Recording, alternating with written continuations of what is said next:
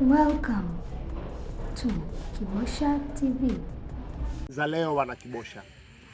Naam, wana Kibosha wote, nachukua nafasi hii adhimu na muhimu kuwasalimia kwamba habari za jioni hii, habari za leo hii. Ndugu zangu, tumedhamiria, tumeweza. Tuliwapa ahadi ya kukarabati eneo hili korofi ya barabara hii kutoka Mapinga stendi kwenda Mapinga sekondari. Tumefanikiwa kwa 80%. Tayari zege limemwagwa, mambo yamekuwa mazuri, mambo yamekuwa bulbul.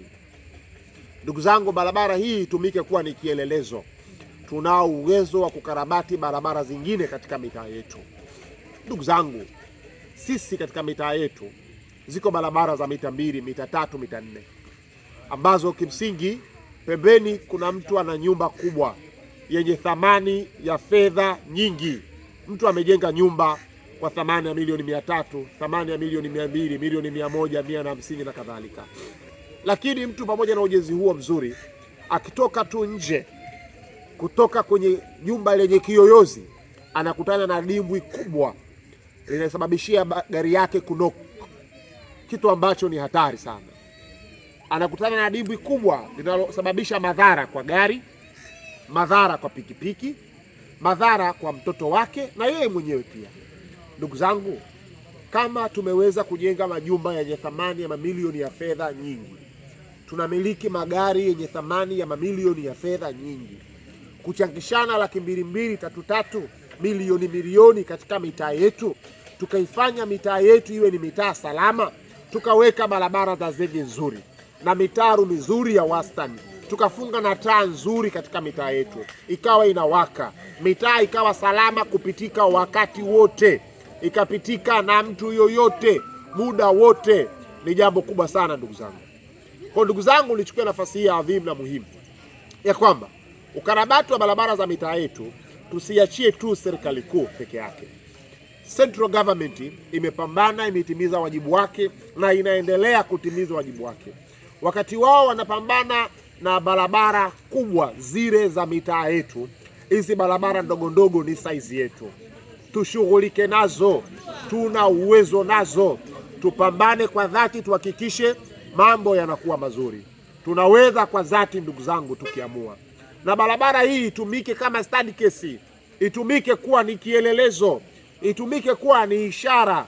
Kila mmoja akiamua kwa dhati, akaungana na mwenzie, na serikali za mitaa zikiamua kwa dhati kushirikiana na wananchi wao kuleta maendeleo haya, ni jambo linawezekana. Ndugu zangu, serikali imegawanyika katika vitengo mbalimbali. Ziko serikali kuu, ziko huku na kule, lakini kikatiba ipo hii serikali ya mitaa. Serikali ya mitaa ambayo kimsingi yupo mwenyekiti wa mtaa ama kitongoji ama mwenyekiti wa kijiji. Kwa mujibu wa katiba, sisi tumepewa nafasi kushirikiana na wananchi wetu kufanya maendeleo yetu sisi wenyewe. Yako maendeleo madogo, haya ya kawaida, ni saizi yetu, tunayo uwezo nao. Haya hayahitaji tumpigie simu kiongozi mkubwa aje ashughulike nayo. Yako ndani ya uwezo wetu, tuyafanyeni, tuoneshe mfano. Na tumekubaliana kwa Kibosha tusiwe ni watu wa kulialia, ni watu wa sisi wenyewe tufanye, na tunao uwezo wa kufanya. Ndugu zangu, serikali yetu imedhihirisha umwamba, imefanya makubwa kwelikweli. Ni mashahidi, madarasa mengi ambayo yamejengwa ni kielelezo, vituo vya afya ambavyo vimejengwa ni kielelezo, fedha nyingi zilizoingizwa katika halmashauri kwa ajili ya miradi ya kimaendeleo ni kielelezo, fedha nyingi zilizopelekwa katika miradi ya kimikakati ya kitaifa mahala mbalimbali ni kielelezo. Hizo zote ni ishara kuwa serikali inapambana kwa dhati. Hivi vidogo vidogo tuna uwezo wa kupambana navyo. Tuungane kwa pamoja, tulete maendeleo. Na wana Kibosha, barabara yenu hii hapa imekamilika kwa 80%. Ni wajibu wetu sisi kuwatumikia nyinyi. Ndugu zangu, Daktari Samia Suluhu Hassan amejitahidi kwa nafasi yake, anaendelea kuchapa kazi kwa nafasi yake, na hivi vitu vidogo vidogo ni saizi yetu. Tuungane mkono, tuipiganie Kibosha yetu, tupiganie maendeleo yetu. Asanteni na washukuru sana, na Mungu awabariki sana.